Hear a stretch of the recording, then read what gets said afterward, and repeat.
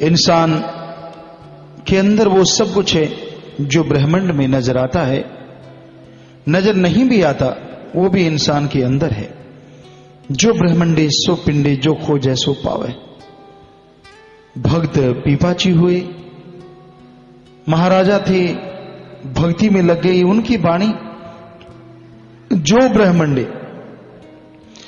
ब्रह्मांड में है सो पिंडे, वो शरीर में है, लेकिन जो खोजे सो पावे। जो सुमन करे, भक्ति करे, इबादत करे, वही मालिक को पा सकता है, वही उसकी दया में रहमत को हासिल कर सकता है। जो बाहरी बाहरी शारीरिक भोग विलासों में, शारीरिक भूख में, यानी काम वासना, क्रोध, लोभ, मोह, अहंकार, मन माया में बुरी तरह से पागल है, एक पागलपन चढ़ता है। और जब वो पागलपन चढ़ता है तो आदमी के बस में कुछ नहीं रहता। किसी को काम वासना का कामांध हो जाता है, फिर उसे कुछ नजर नहीं आता। हालांकि संतुष्टि किसी को नहीं है।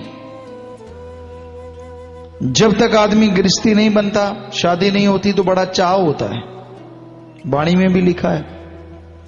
लेकिन जैसे घर गृहस्थ में आ जाता है, इतना उलझ जाता है, तो फिर यही कहता है बतकवारी ना थी यही पछताओ, कि कितना अच्छा हो वही वाले दिन फिर लौट आए, मैं अपने मालिक की याद में लगूं, ये झंझट झमेले ना हो। यानी संतुष्टि नहीं है। जब तक शादी नहीं होती, शादी का चाव बहुत रहता है कि मैं शादी नहीं करवाई। मन अंदर से इतना पीड़ता है, इतना पीड़ता है, इतना पीड़ता है कि पागलपन छा जाता है। किसी गुरु की, संतों की, मालिक के रहमो करम की, दया मेहर की, चमत्कारों का कोई असर नहीं होता। ऐसा इंसान तब हटता है जब नाक पे काड़ का डंडा पड़ता है।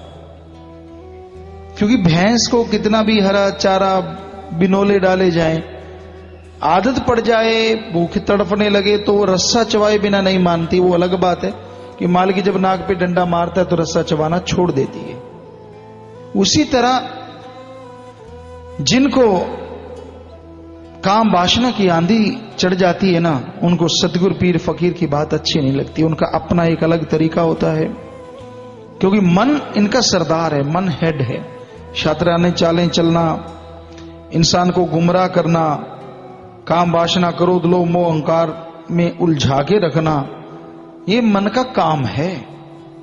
और ऐसे मूर्ख लोग मन के हाथों मजबूर, अपने आप के अपने शान गुमान में उलझे रहते हैं। मन बड़ी जालिम ताकत है, एक बात नहीं तो दूसरी, दूसरी नहीं तो तीसरी उलझाए रखता है। दर्पण में, शीशे में इंसान खड़ा होता है, जवानी की उम्र, बस अपने से अलावा सारे फीके फीके लगते हैं। मन कहता ना ना, वाह क्या शक्ल सूरत पाई है, वाह कितना खूबसूरत है तू, कितना अच्छा बनाया है, वाह मालिक ने तुझे रंग रूप दे दिया, बाकी तो कोरे हैं। इतना पारा चढ़ा देता है कि भक्ति भुक्ति सब गायब हो जाती है और अहंकार के घोड़े पे सवार हो जाता है। ये नहीं पता कि परमपिता जी के वचनों में आता है कि सारी नियामतें उसके तोहफे हैं, सारे उसके दिए हुए तोहफे हैं। और अगर उसने अपना हाथ खींच लिया तो ये तोहफे अंगार बन जाते हैं, जो आदमी के लिए झेलने मुश्किल हो जाते हैं। तो इन काम वासना, क्रोध, लोभ, मोह, अहंकार में जलो ना।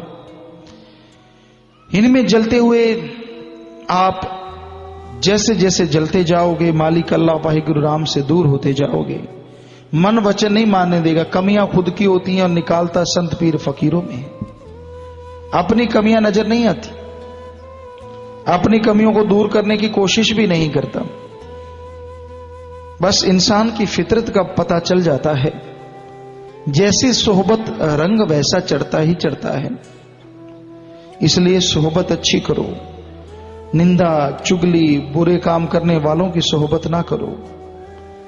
यहां तक हो सके मालिक का नाम जपो, मालिक के नाम लेने वालों की सोहबत में बैठो, मालिक का नाम जपा करो।